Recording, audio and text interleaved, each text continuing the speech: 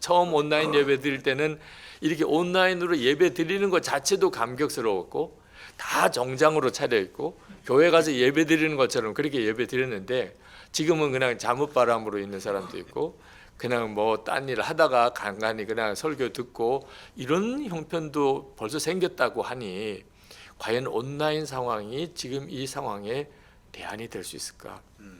지금 현재 이 코로나19로 인해서 한 6개월 정도의 시간이 지났는데 느낌으로는 몇 년을 보낸 것 같습니다. 아마 그 계속 긴장을 해야 되는 일이 우리를 엄청 힘들게 만드는 것 같습니다. 그런데 실제로 지금 겪는 일도 쉽지는 않지만 더 중요한 문제는 이제 이 이후에 벌어질 일에 대한 우려입니다. 많은 분들이 코로나19 확산이 이제 멈춰지더라도 한국 교회는 엄청난 변화 앞에 서게 될 것이라.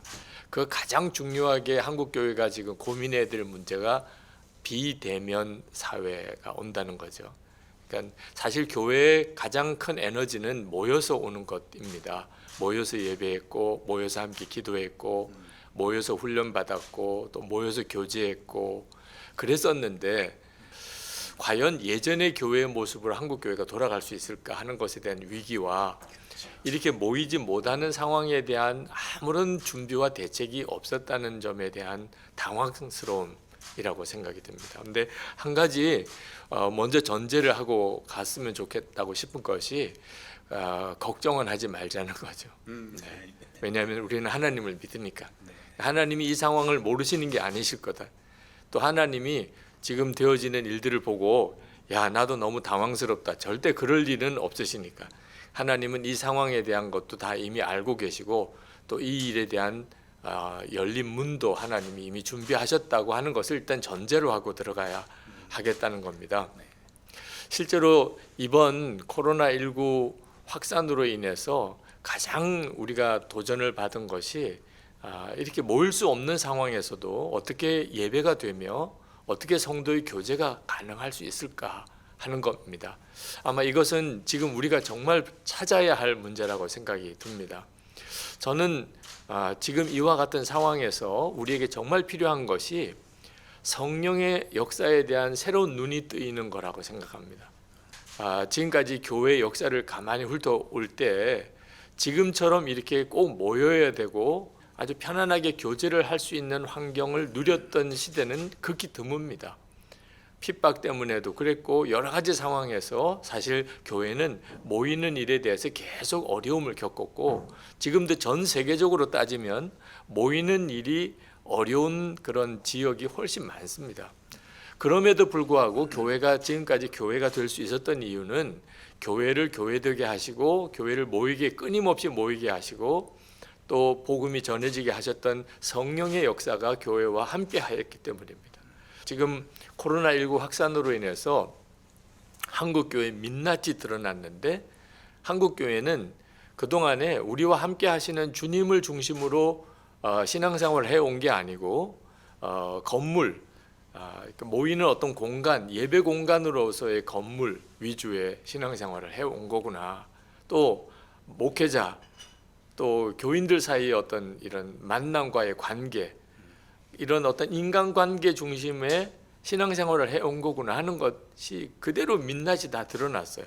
실제로 코로나19 확산으로 인해서 모이지 못하는 상황이 오니까 다들 충격과 당황, 어떻게 해야지 하는 그런 심정이었어요.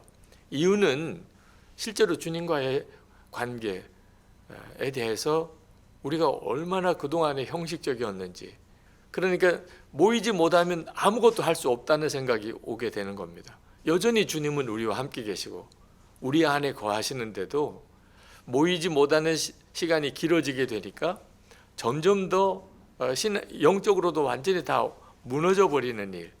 처음에는 온라인 상황이 하나의 대안처럼 느껴졌습니다. 하나님이 이렇게 새로운 길을 여시는구나. 그런데 이 온라인 상황이 과연 지금의 우리의 문제를 해결하는 정말 답일까 하는 우려도 옵니다.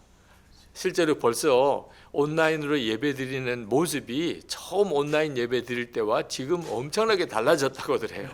처음 온라인 예배 드릴 때는 이렇게 온라인으로 예배 드리는 것 자체도 감격스러웠고 다 정장으로 차려입고 교회 가서 예배 드리는 것처럼 그렇게 예배 드렸는데 지금은 그냥 잠옷바람으로 있는 사람도 있고 그냥 뭐 딴 일 하다가 간간히 그냥 설교 듣고 이런 형편도 벌써 생겼다고 하니 과연 온라인 상황이 지금 이 상황에 대안이 될 수 있을까?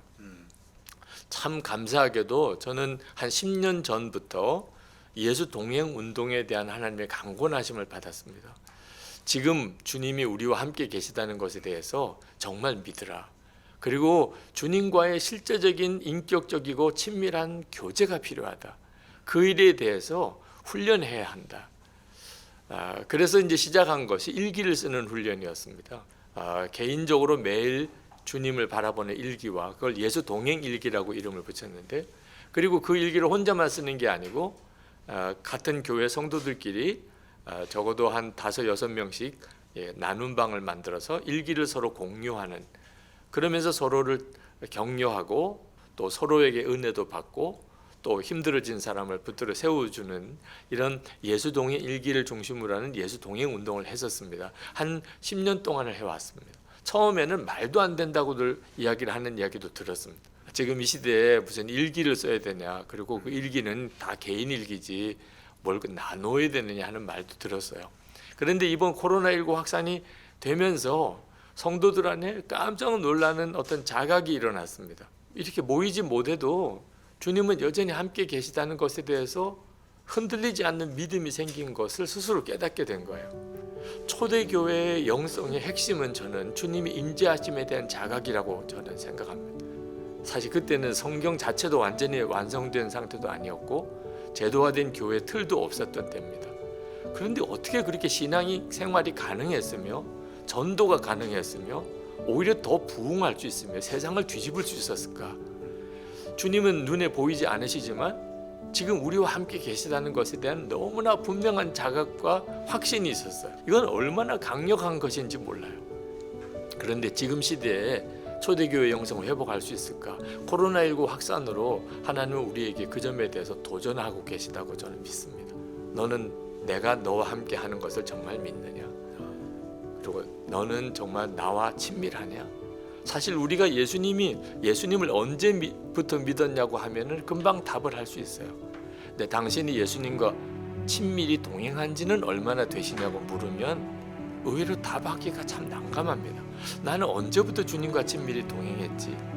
이 두 가지 차이는 참 중요한 차이인데 이번에 한국교회가 실제로 주님이 우리와 함께 계시다는 것에 대해서 분명한 믿음을 가져야 되고 그리고 그렇게 살 수 있는 훈련을 교회가 들어가야 된다고 확신합니다.